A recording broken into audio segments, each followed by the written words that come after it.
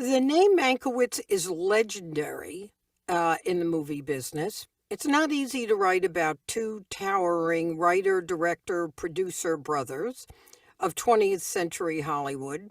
Not easy to do this and have them be your relatives. Not easy to then integrate your own career as a writer, director, producer. But Nick Davis has managed to do all of that. His new book, Competing with Idiots, Herman and Joe Mankiewicz, a dual portrait, is the result of these confluence of challenges. Herman was his grandfather, Joe his great uncle. There is the family lore, and then there is the Hollywood lore. Nick brings a wise eye to the integration, helping us rethink legacies that are both public and private. Nick has produced, written, and directed a slew of TV series and documentaries, including his latest 4-part series for ESPN titled Once Upon a Time in Queens, about the 1986 Mets. Nick, it is my pleasure to welcome you to Just the Right Book. Thank you, Roxanne. It's great to be here. So we should tell everybody so that they're not, that we're disclosing everything, that we're friends. We know each other. We know each other. Yeah. So if I seem unusually flattering of you, people should understand that that's related to the relationship. It's okay. Okay, good. Yeah, good. All right, good. So, there's a very public notion of Herman and Joe Mankiewicz. And just so that we sort of lay the groundwork, describe, how would they be described publicly?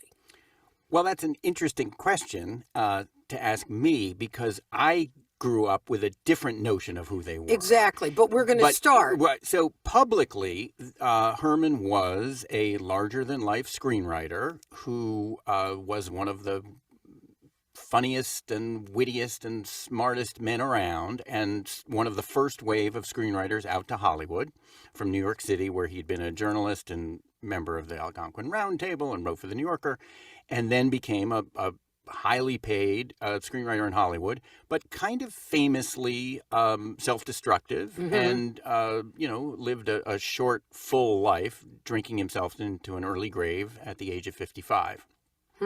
His younger brother, Joe, 11 and a half years younger, came out to Hollywood just a few years after Herman and had a sort of steady, ultimately, I don't want to say meteoric, but it was a steady rise to success at the top of the Hollywood game. First, as he was told by Louis B. Mayer, you have to walk before you can run. He was a producer and produced a number of very well-known movies like Philadelphia Story and Fury and Woman of the Year.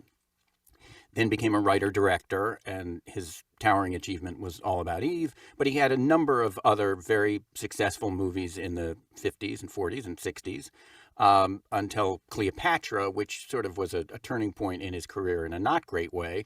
But he ended on a high note with the movie Sleuth in 1972. For which he liked to joke, his entire cast was nominated for Academy Awards, both Michael Caine and Laurence there were Olivier. two people, yeah, right? Two people in the movie. So that publicly was who Herman and Joe were. And Right. if you were, say, a young kid in New York City in the 70s and you went into a bookstore and you flipped to the back of a movie book, Joe had a lot more pages on More his credits. more credits and more mentions in the back of the book than Herman, who usually had 3 or 4 mentions in the back of the book. So that's who they were publicly. Yeah, and is my notion that Herman was the more dominant name? I mean, because I wouldn't consider myself a film buff, but somehow, even before I knew you and John Mankiewicz, Herman was the name that I thought of because somehow Citizen Kane... Well, Citizen Kane was such a towering achievement. Yeah. And in the early 70s, Pauline Kael wrote an essay that became a book, Raising Cain, that resurrected Herman's reputation. I would say until then, he was more of an afterthought for most Hollywood history. But she resurrected him and and said, hey, no, everyone gives Orson Welles all the credit, but here's the guy who wrote the screenplay. And that became very controversial. He maybe Herman didn't write all of it, and then it became the basis of last year's David Fincher movie. Right. So Herman has now, I would say, I mean, somebody should check those Google things where Enneagrams, Like who searches how many? yeah, and see who is getting searched for more. We should do that now. Yeah. But I would say that Herman's reputation has gone up just in terms of name recognition. Yeah. But Joe had he had a bigger portfolio, a much bigger, much more, ultimately more successful career, and in a family that cared a lot about success. That mattered for a lot, at least in Joe's mind, and sort of that dictated the terms of their relationship in a lot of ways. But now let's get to the family part. Right. So how did Herman and Joe loom in the family? Well, in the family, at least on Herman's side, and my mother was Herman's daughter. Right. So when I was growing up, Herman was the guy. He was the funniest man who ever lived, the smartest man who ever lived. He was incredibly warm and deeply compassionate, but also a hilarious screw up and, doomed, but in a fascinating way, and drank himself into an early grave. But, oh, by the way, because he thought all the work was beneath him, he wrote the greatest movie of all time, Citizen Kane. So that's Herman, and he died 12 years before I was born. Yeah. So that was the guy. That was the hero in my mind. So he did Citizen Kane in what year? 1940. 1940, and he died in 53, yeah, he right? died in 53. Yeah. Okay. And there was a sort of graceful decline in Herman's career from the sort of peak when he first got out to Hollywood in 26. Where he was like a wonder kid. He was a wonder kid, and he was, making more money than anybody and gambling it all away, and a lot of boom and bust and all that, and then eventually fired from nearly every studio. And there's the great line where he was fired from one studio, and they said, not only are you fired from here, we're going to make sure you never work at any studio in town. And he said, promises. I know. I love that. I saw that in the book. That's one of my favorites. But then he just, he thought that movies were crap. And so the work was beneath him, and he should have been doing something else, but he wasn't sure what. And he, the money was so good and the weather was so nice that he just stayed out there. Joe took it all very seriously. He was a good dog. Yeah, and he thought, no, Hollywood is great, and movies are the art form, the dominant art form of the 20th century, and I'm going to study them and learn how to be good at it. And as Herman is going down, a decline that somehow was not really altered by Citizen Kane in the middle of it, Joe was on his ascent, and the two men sort of crossed paths. And the little brother, who Herman routinely derided as my idiot brother, passed him. And so that's sort of what happened. But so in my family, I mean, when I was a kid, Joe was, he was responsible for Cleopatra, the biggest bomb in Hollywood history, and he nearly sank a studio. And so there was like shame attached to him in my young mind. Yeah. If no one else's. And then for a long time he wasn't writing, and he had this 20-year case of writer's block after Sleuth. And so there was sort of like, well, Herman was great, but Joe wasn't. And that's a very cartoonish view of two very complicated men, but that's what I grew up with until I started investigating who they really were. Yeah, and we'll talk about that a little bit more. And then to indulge in pop psychology, there were two defining things about them. One is Franz, their father, who was, unloving, high expectations, the classic line that you talk about, one of the kids got a 97 and Franz wanted to know what happened to the 3 points. And then Herman and Joe became fiercely competitive, right? I think there was a moment when they became fiercely competitive. Initially, Herman was paved the way, right? Herman paved the way, and when Joe wasn't sure what he wanted to do after college, Herman said, "For Christ's sake, come to Hollywood! Like, come on, this is easy money and it's fun." And so Joe came out there, and I think gradually Herman started to realize, wait a minute, this guy, first of all, he's not letting me borrow money anymore. Like when he was first there, Herman was just borrowing money from his little pisher of a brother anytime Because he wanted. Herman was gambling constantly. Constantly. Yeah. And thought that whatever the little brother had belongs to the older brother. And so I think Herman gradually realized, wait a minute, this guy is really ambitious, and Herman didn't like, he didn't like the town, and he didn't like the people he was competing with. I mean, the title of the book, Competing with Idiots, comes from this famous telegram that Herman sent to his friend Ben Hecht when he first got out to Hollywood, and it said, will you accept $300 per week to come out to Paramount Pictures? There's millions to be grabbed out here, and your only competition is idiots. Don't let this get around. Knowing that that would start the flood of New Yorkers out to Hollywood to make easy money. And the first wave of the screenwriters didn't take any of it very seriously. But the second wave, and Joe was a part of that, sort of was like, well, wait a minute. This could be an actual life and career, not like my good work is the stage or novels or journalism or something. No, this will be my career, and I'll be great at it and take it seriously. So Herman didn't like those people, and Joe was one of them.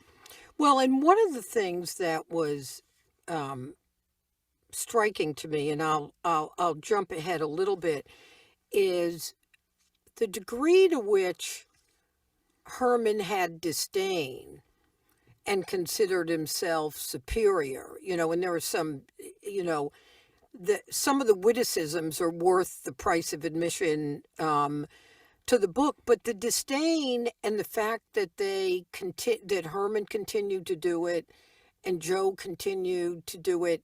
Am I reading too much into it that took a toll on them? That they felt that they never became the writer for the New York. At one point, your grandfather thought he'd be the critic for the New Yorker when somebody retired. Or do you think that took a toll on them? Yeah, absolutely. Herman always felt uncomfortable in his own skin and wanted to be somewhere else. He thought, I should be back in New York. I mean, there's a great line when he comes and visits New York in the late 30s, sort of maybe planning a return, where he says, oh, to be back in Hollywood, wishing I were back in New York. Like, there was just this feeling like he wasn't where he should be. He should be writing a novel. He should be a Walter Lippmann type political columnist. And he never escaped. He was trapped there, and because the money was too good, and maybe he just couldn't make peace with the fact that he was really good at it. He was a really terrific screenwriter. Not everybody can write Citizen Kane. And, unfortunately, he never kind of accepted that was going to be his path. Or worthy. Yeah, or that was a worthy path. Because Franz, as you said, their father, Franz, is stern German immigrant, academic, disciplinarian. I think, somewhat typical for the time, would never tell his children that he loved them, even though I think he did. And, you can't live up to that man's standards, so you're not even going to try. I think Joe did kind of escape. I mean, Joe got out of Hollywood and moved to New York. And after the success of All About Eve and the previous year, Letter to Three Wives, he won Oscars for writing and directing 2 consecutive years, which nobody is ever going to break. Maybe somebody will tie it, but it's not going to be broken. And I think that so Joe got back to New York, and he did think, I've got to write a play now. But why? I mean, these guys and he never did. No, he never really did. He never did. No, he never did. So, Nick, the other thing that was, there was a scene in the book. There's a couple of parts that I could read about the difference between Herman and Joe. But when Franz retired, moved out to L.A., and shortly thereafter became very ill and was dying, I found the scene with Herman's reaction to Franz's dying and death, and Joe to have epitomized the difference between them, despite Herman's self-destructiveness and Joe's industriousness. Mm. So describe what that was like. Well, Franz came out for a visit and had a stroke and was in the hospital for, I think, a week. And during that week, Herman was by his bedside all the time. Now, part of that, as my grandmother pointed out, is that he didn't want to go to work, so he'd rather be. Oh, I don't want to hear No, that. but, I think that's true. And I think Sarah was making that up. no, but I look, he loved his dad, and he wanted to be there for him, and he held his hand and talked to him endlessly, and was with him.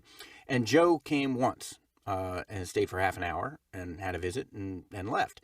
And you could look at that and think, gee, it's so cold on Joe's part.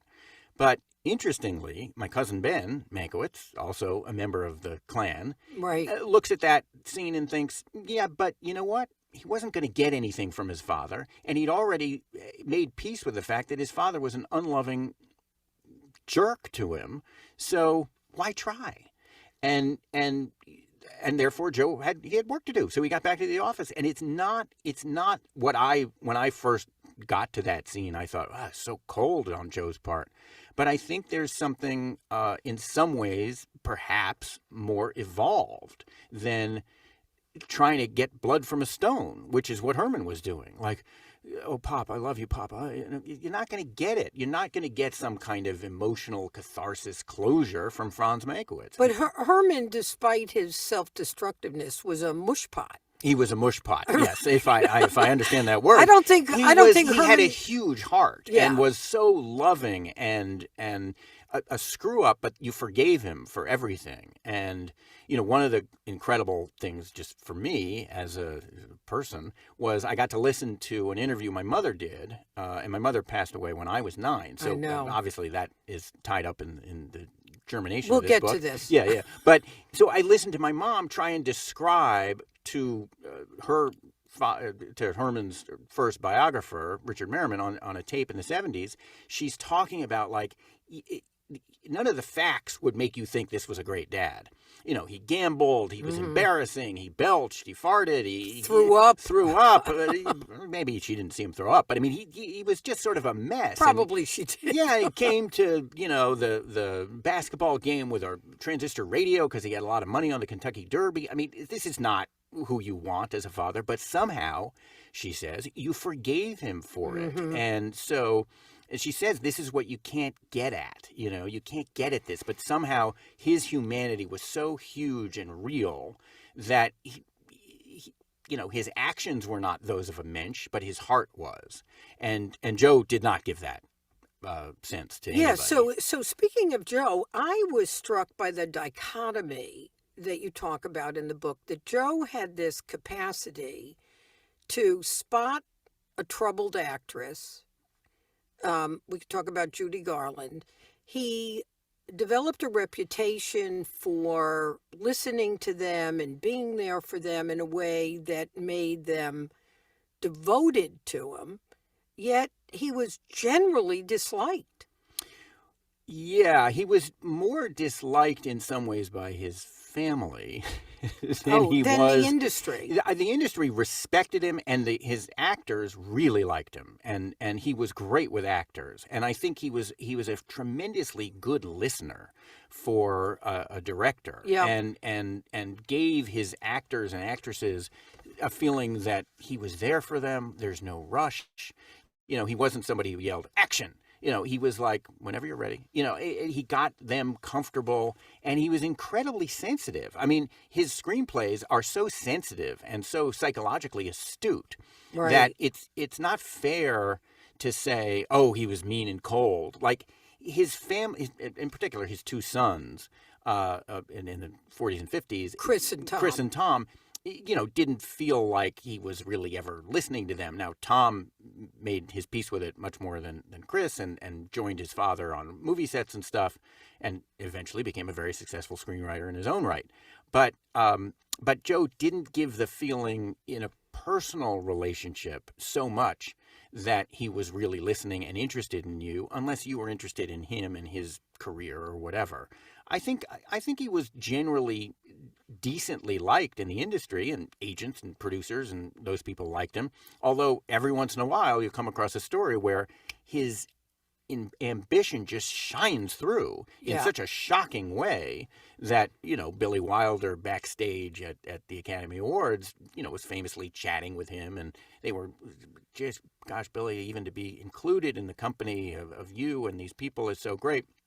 They've both been nominated that year, Billy Wilder for Sunset Boulevard, and then they call Joe's name to win the award, and he just shoots by Billy Wilder, cuts him off with no regard. no regard, and no sort of like, oh, this is awkward. Excuse me, I got to go get the award. I mean, and Billy Wilder was like, I had never seen anything like that naked ambition before, which makes you think, well, did you never see All About Eve? Because that's a portrait of it, and part of what is so chilling and great about that movie is how ambition is so incarnate in it. Yeah. Eve Harrington. So I want to go to.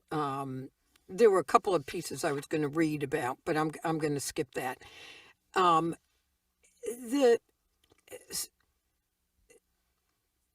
I'll come back to this, but let's talk about the movies. Let's talk about Citizen Kane and All About Eve. All right. So in preparation for this interview, I rewatched, my husband and I rewatched Citizen Kane, and I, for the first time, watched All About Eve.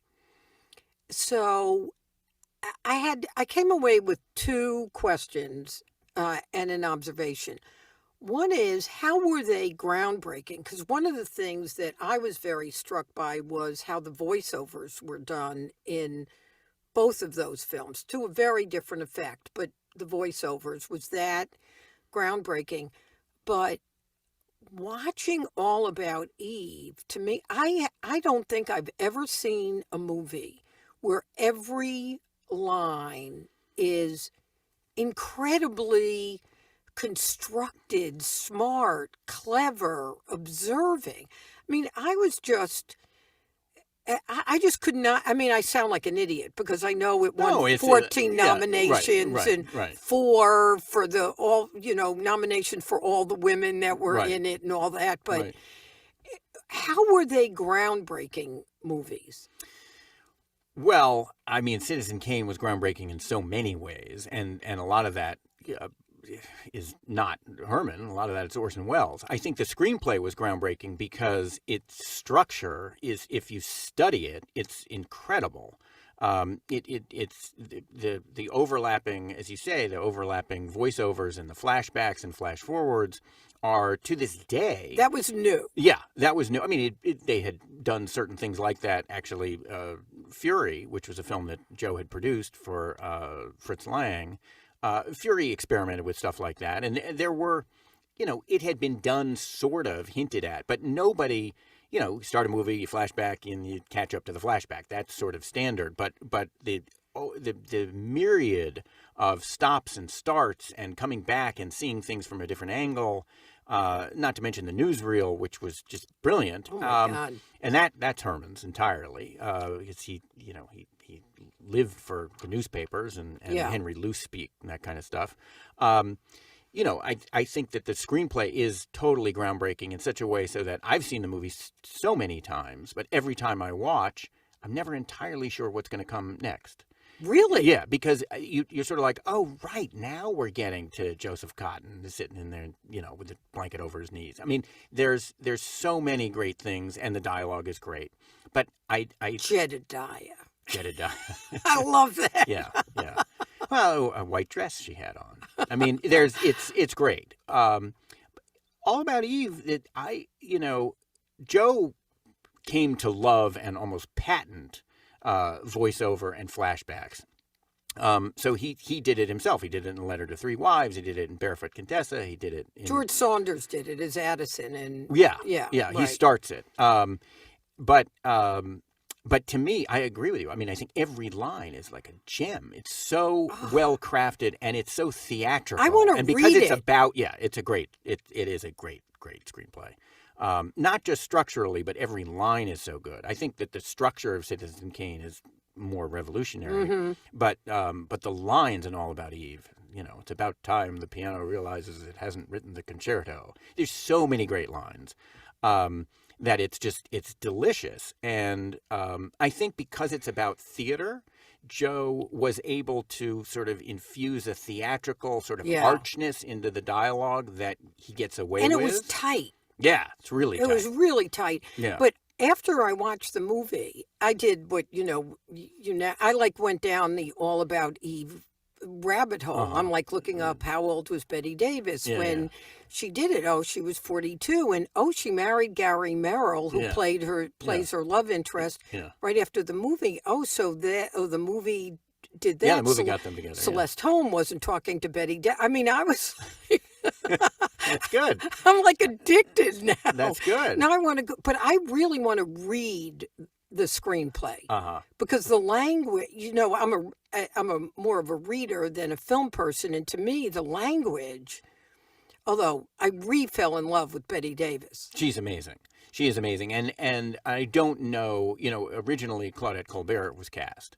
Which would have been a very different creature. Very different creature, much less, I'm sure she could have risen to those sort of theatrical heights that Betty Davis does, but I don't know that it would have been as... and the hair. Yeah, the hair is great. And, her face covered in that oil of whatever it is when she's taking her off makeup. Her makeup. It's so incredible. And I think because Claudette Colbert looks so much like Anne Baxter, it would have been more clear what's happening here. And the relationship between the two women would have been more obviously, potentially sibling-like.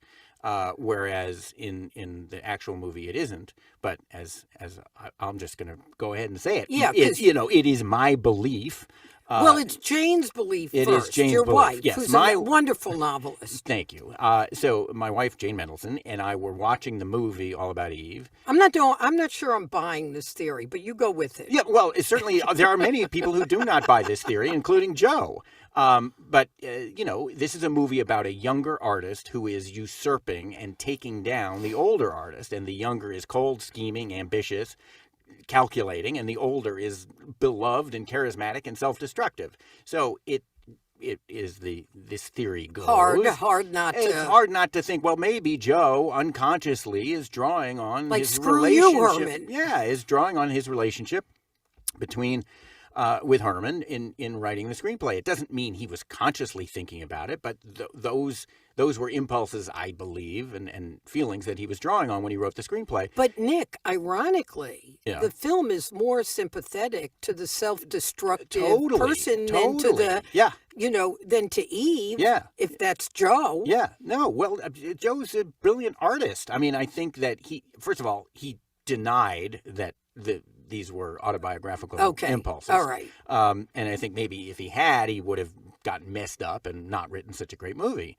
No, I think also he was the younger brother who loved and idolized his older brother when he was growing up. And Herman defended him him against Franz and stuck up for Joe and would fight Franz bitterly while Joe hid in the closet, terrified that his father was going to, tear his brother's head off. Yeah. And Herman didn't have his head torn off. He gave as good as he got and protected his brother. And so Joe loved Herman for much of his life.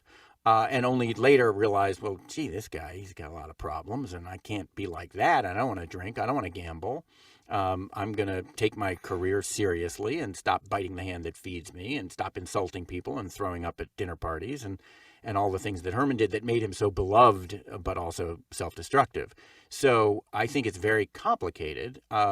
But I do think that Joe had a huge heart and did love Herman, and as he loved Margot Channing, Betty Davis.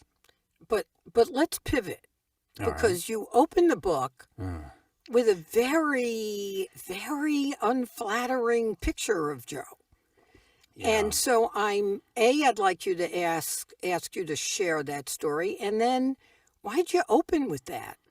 Well, it's It's a good. I know it's a good opening. It's a good You've got opening. all the. I got it. But why? Because it was the inciting incident for the book, for me to write the book. It was the mystery. It was Rosebud. Okay, You so know, tell the it's- story and then tell us how that was the string you pulled for. Yeah. So, as I said before, I grew up with these very cartoon-like ideas of who these two guys were. And so when in 1988, as a young man, my dad, I was called by my dad. I hate to have a dangling modifier on a podcast about books. My dad calls me up and says, hey, you know, they're honoring Uncle Joe at the French consulate, your Uncle Joe at the French consulate. Do you want to go watch? They're giving him an award. And I thought, the guy who did Barefoot Contessa, I saw Cleopatra? that. Yeah, Cleopatra. All right, I'll go. I mean, you know, the French, you know, Jerry Lewis. I mean, so, you know, I was such a snob and arrogant little twit. But I went, and I hadn't met Joe more than once or twice, and certainly not since my mom's funeral 13 or 14 years earlier. And he was great. He was warm and loving and funny and self-deprecating and he reminded me of my Uncle Frank, who I love. And I just was like, I don't understand. Why did we never see this guy? And he lived right in New York. Yeah, we lived an hour away and we just never saw him. So that is when my dad tells me the story that begins the book, which is that in 1958, my mother was 20 and she had sort of periodically, and her great Uncle Joe, or Uncle Joe, had been a great uncle, a terrific uncle. And it put met his commitment to Herman, paid for college, sent grand her to tour, Europe, tour, the whole thing, and been terrific. And when she was first starting out her life in New York, she would come over and sort of be a kind of hostess for him at his dinner parties when his wife wasn't up to it. His wife, Rosa Strodner, had been an actress and a very frustrated actress who did not become Greta Garbo and instead became a sort of frustrated housewife. And they had a very tempestuous relationship.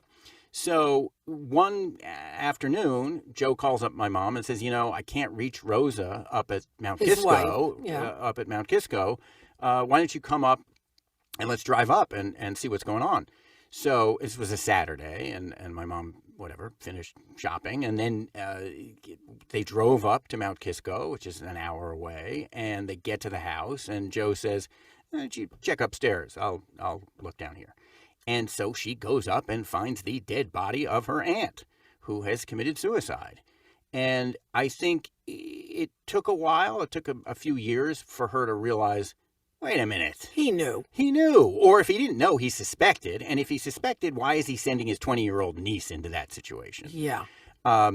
And so she felt used and manipulated and abused by that. And, you know, when I was 23 and I heard that story, I thought, oh, what an asshole. All right, fine. So that's why we never saw him. And it took me a long time to realize, well, wait a minute.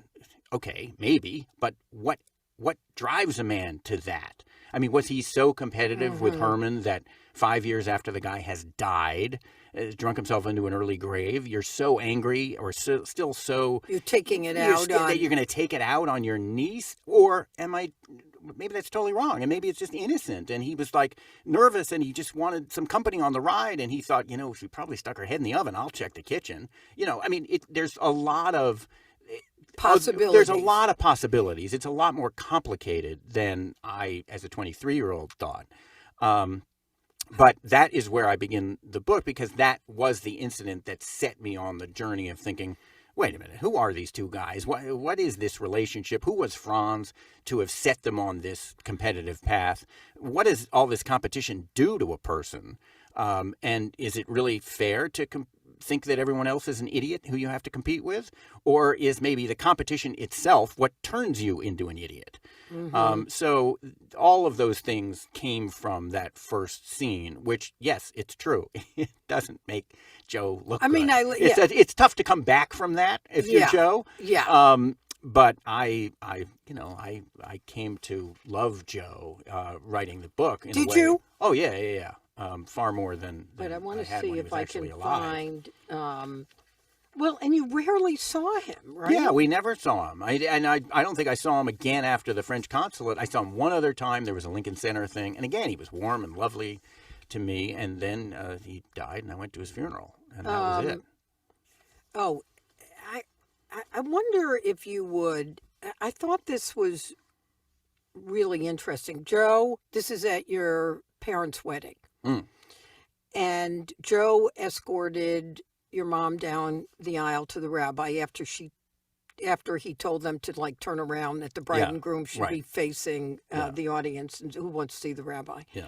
Nobody, we're not here to see you. Turn around. We want to see your back, and we want to see the bride and groom. Yeah. And Joe was not,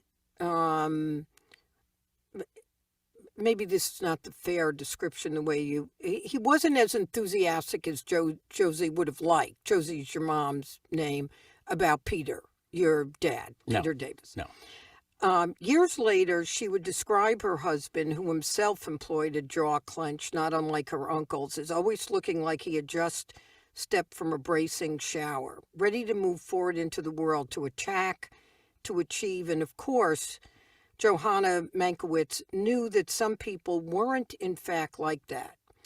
And this was a line that, so you wrote, it's not a quote, some people are happy with what they have. They don't push and prod and seek always the next big thing, the next accomplishment, book, novel, assignment, job, movie.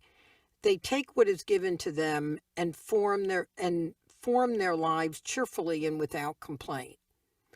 So how defining do you think Joe being that way, and maybe Herman, was to you? Because it's a theme through the book. And were you surprised about discovering that or understanding that? Or was that always clear to you? Well, it wasn't clear to me that everybody didn't have that. Ah. I assumed that's the way the world works, and of course you'd think that. And yeah, I mean, for the longest time, I didn't see the problem with Franz saying, "Where are the 3 points?" Where are the I was 3 like, points? "Yeah, where are the 3 points?" My father did that. Yeah, and it's not, Franz, I think, did it without humor, but I think that no, I assumed, you compete. What's the problem with competing? And you try to be the best. What else would you try to be? Yeah. And what's the next thing? What's the next assignment? What's the next job? What's the next movie? What are you working on? I mean, that's the stuff of life, right? Yeah. And it took me a long time to realize, no, wait a minute, if there's actually a perennial wisdom that speaks to something deeper than that. And there are people who understand that and don't do that and live their lives cheerfully and happily. And it's in my mother's book. My mother wrote a novel called Life Signs. And you can tell in the book that she was grappling with the same issue. And I think I excerpt it at the start of one of the parts, where she realizes that, and she's going to let go of this and just be happy. And so I think that, but it's it takes a long time if you come from Franz Mankiewicz, or frankly Peter Davis. I think my dad had a similar same kind of thing thing from his father, Frank. Well, I don't know. I haven't actually talked to my dad that much about. Let's do that. Let's do that next time. Let's take him down. Let's do. I mean, I think that. But I think it's it's the American way. I mean, it's not just hardworking immigrants. I mean, I think it's a lot of people feel like, what have you done for me lately? So, Nick, speaking of your mom's book, Life Signs, so John Mankiewicz had sent it to me, which I devoured it.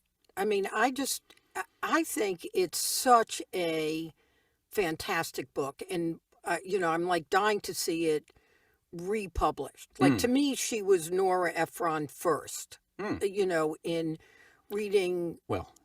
Well, to me. Don't get me started. Yeah. Okay? I mean, yeah. Oh, okay. Yeah, I totally agree. So the question, Nick, I would logically have for you, you were 9 when your mom died? Yeah. To what extent did reading that book inform you about your mother? Or did it? No, I think it definitely did. I didn't read it that often, but I always found it useful and helpful when I did. Such a great book. Yeah. I'm going to say it. I just love that book. Well, the voice is so strong It's that you fabulous. feel her Yeah. presence, so you do get to know her. Yeah. And that's what makes it, I think, what makes it great is her voice, and it comes through. But it's, it's complicated. Yeah. Yeah. Yeah, of course it is. So that makes me ask you this question is how is the book you set out to write different from the book that we have? Well, I think I would answer that by saying I never wanted to write this book. Mm-hmm. I wasn't going to write this book. This book was going to be written while I didn't think about it. I mean, you did spend 20 years Yeah, well, like working on it. Yeah. So what happened was I mean, first of all, with relatives like these, you decide, well, I'm not a writer, that's for sure, because I can't compete with this guy. This guy, Herman, he was, wrote the greatest movie of all time and drank himself into an early grave because he hated what he did. So you shouldn't probably be a writer because you're never going to be able to compete with this guy who was self-destructive anyway. Yeah. Not to mention Joe and my mother and so And your father and, my your father. grandfather. Well, yeah, my father is a filmmaker, Yeah. and so I decided I'll be a filmmaker, and went into filmmaking, and then in the spring of 2002, yes, 20 years ago, I went to American Masters and I said, hey, I have this theory. I don't think I credited my wife in this meeting. I have this theory about All About Eve. And I told the woman at American Masters, Susan Lacey, here's who Joe was, here's who Herman was. I think there'd be a great documentary here about these two guys. You get the clips. And she was like, great, what a terrific idea. Let's do a little development deal. She gave me a teeny bit of money. I started researching and interviewing my cousins and my uncles in audio only. She didn't give me enough money for cameras. Yeah. And then that Christmas, I was at a party and mentioned this to an agent, a friend of mine who's an agent, happens to be a book agent. And he said, well, do a companion book. And I thought, yes, a companion book. I won't really be writing it. It'll write itself while I'm doing this documentary. And sure enough, the documentary goes away. Clips are too expensive. And I'm left with this book contract. And this book I did not want to write. But I couldn't walk away because you can't walk away from a project like this. You can't walk away from your family. And if it had been the Coen brothers or something, I might have been able to, find the hundreds of dollars I'd gotten for the advance and given it back. But so I started work on the book, and it was very boring. It was very, very dull. It was like the first draft was like a Wikipedia entry about these two guys, because I was trying to be objective and be impartial. And But it was your grandfather and your... Yeah, but it just was not good at all. And then I had this, what I thought was, it was an insight, but I took it too far, which was, I thought, okay, it's not going to be a biography of these two guys. It'll be a biography of three guys, Herman, Joe, and Nick. And so I wrote my story into it, and I wove together with all these fascinating to me parallels between their careers and my career. Well, of course. All of this stuff. And I gave it to I finished it and gave it to my editor. And she said, okay, this is what you had to do in order to write it. Now take yourself out of it. I'm not interested in Nick alongside Herman and Joe. So I took myself out of it after a year of trying not to. Yeah. And I read it one afternoon and I saw, aha, that's it. The book now has a voice. It has a perspective. This is But not, it's about them. And it's about them, but it's coming from me. And it's important to me that it doesn't, it's not a dual biography. It's a dual portrait.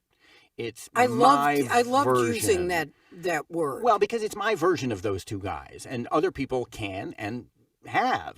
David Fincher did a movie. That's his version of Herman, and Joe too. And I think that's great. So I'm not pretending that this is the only way to see these guys. I'm saying this is the way I see these guys. I've done a lot of research.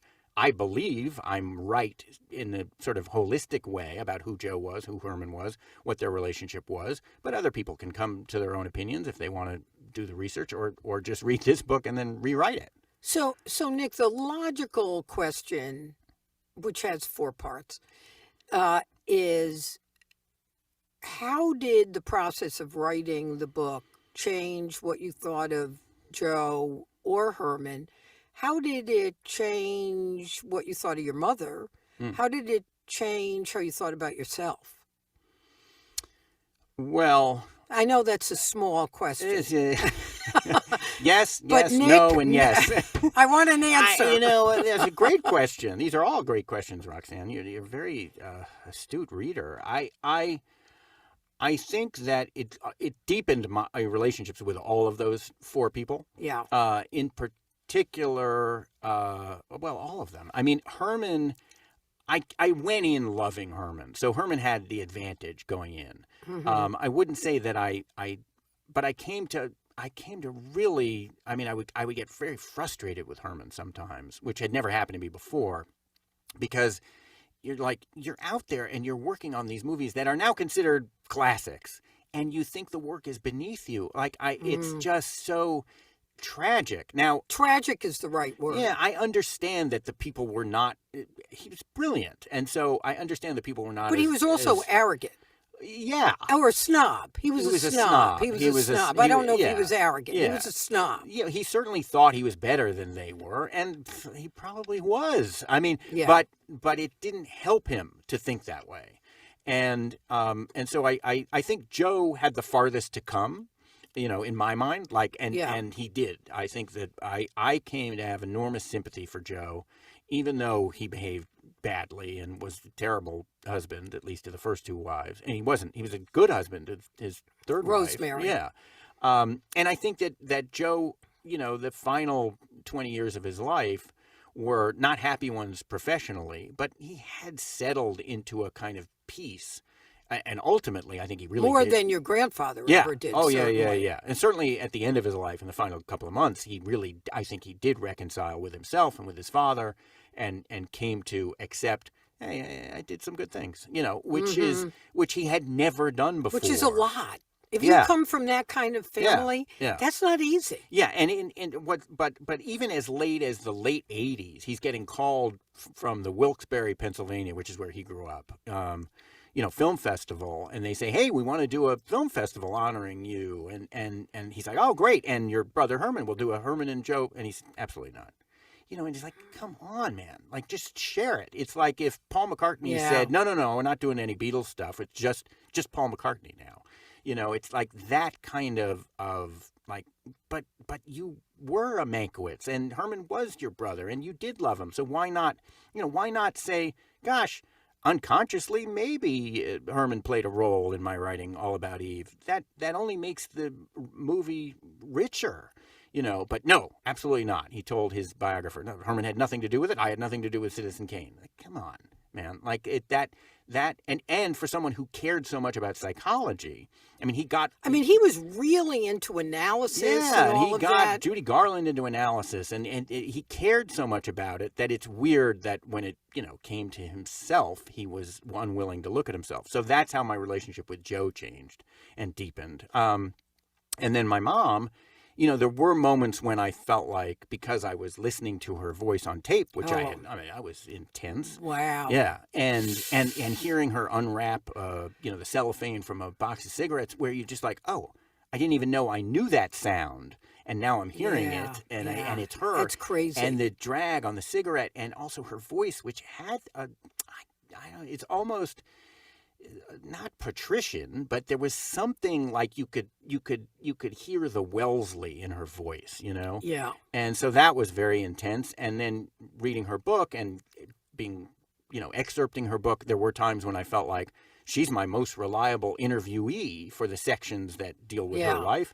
I'm collaborating with her, and it was very intense feeling. Wow. Yeah.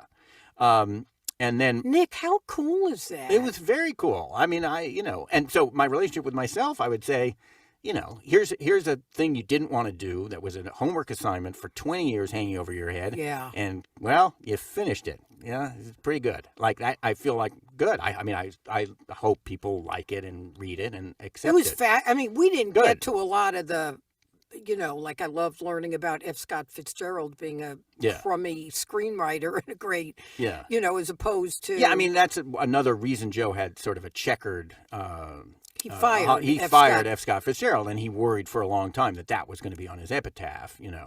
He's the guy who fired F. Scott Fitzgerald, who in turn called him Monkey Bitch. So I love that chapter. Yeah, Monkey Bitch. I was very happy. So speaking of Monkey Bitch, Yeah. I am really taken about this idea that you ended up collaborating with your mom. That's pretty cool. Well, it's a little oogie boogie. No, but I'll go with it. Yeah, I like it. I'm going to go with it. Yeah, I mean, I've really, read her book. Okay, So, good. yeah, I'm going to go with that. Okay, fine.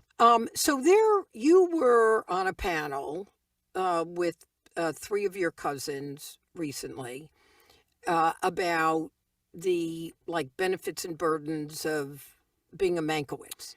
I actually wasn't on that panel. Oh, you weren't? I wasn't on that panel because my last name is not Mankiewicz. Oh, that's right. So John. That's right. Yeah, It was John, Josh, Ben, and Alex. Yeah. Right? Yeah. Alex was Joe's daughter from his 3rd marriage. Right. Right? Right. That's right. So on being a Mankiewicz, because you're a Davis. Yeah. But you're a Mankiewicz. Yeah. Just not by name. Yeah.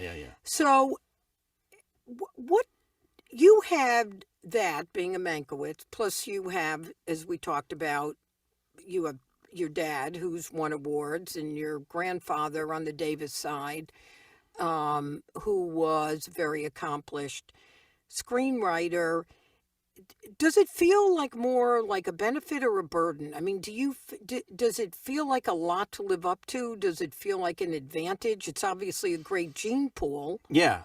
I think it is a great gene pool. It's certainly a great gene pool. It is a lot to live up to. I think that... Did it make you nervous to... I think it was so baked in that I didn't notice it for a long time. Really? And then sort of woke up to it and felt enormous pressure.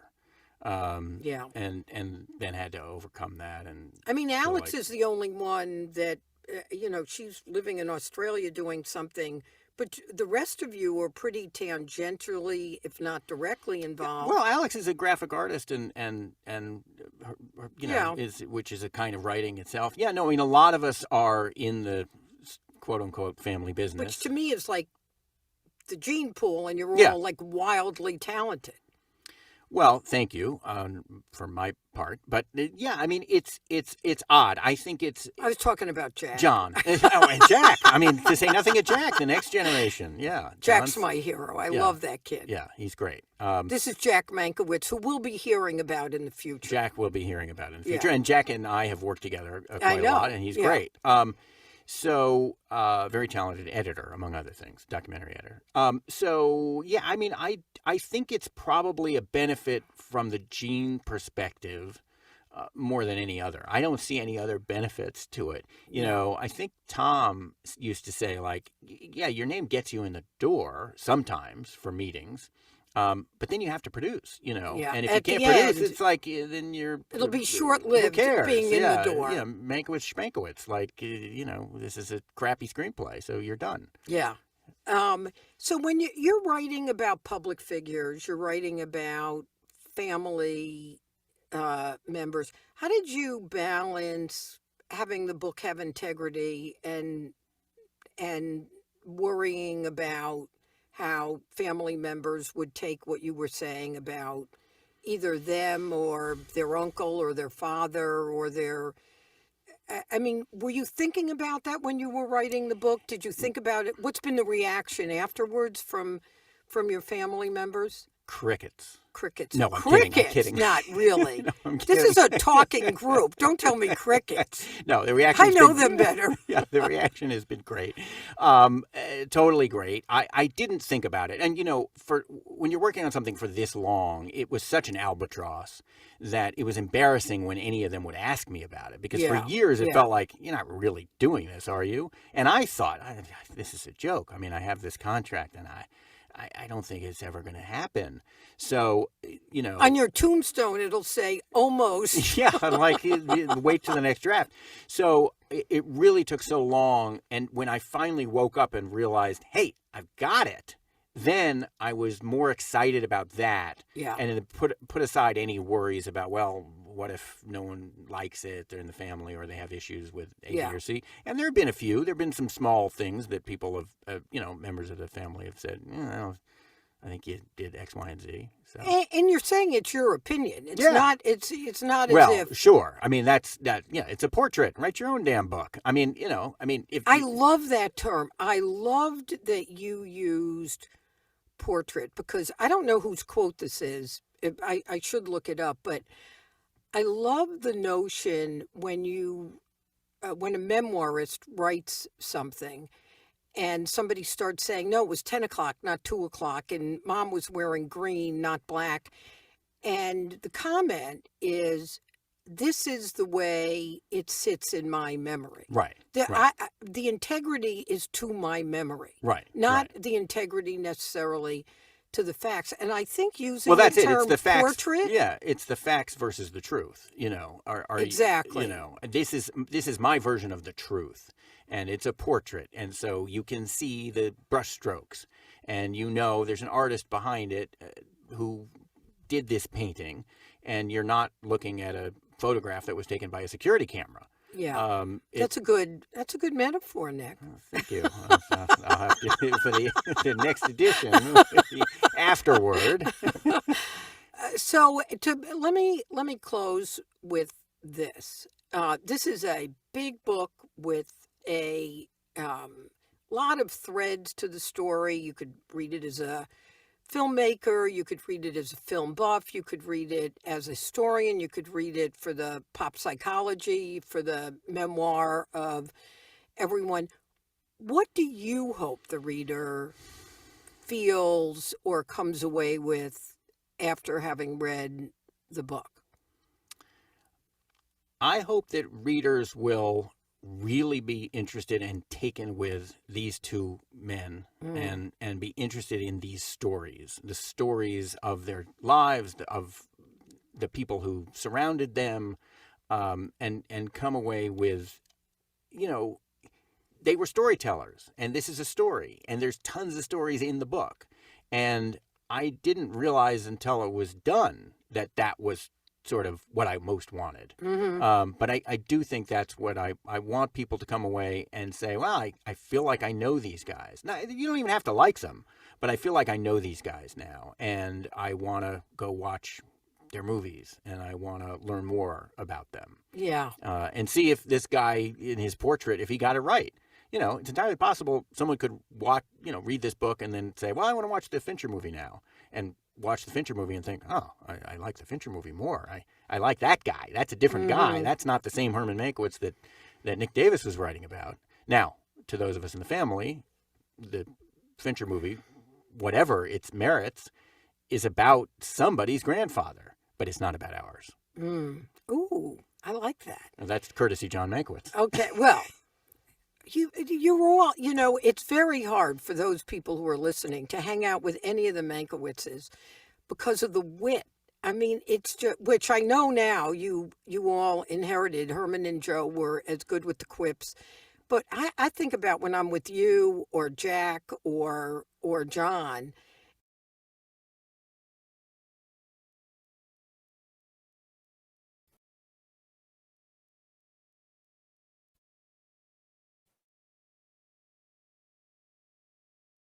It's good. The question is, where did it come from? Because it didn't come from Franz, and so there is this mystery. Well, these two guys, was it their mom? Was she just mocking Franz without anybody realizing it the whole time? I want Johanna Mankiewicz's. I want somebody to write that, to do some homework. Yeah. Because the other book that I think could be written is about Sarah.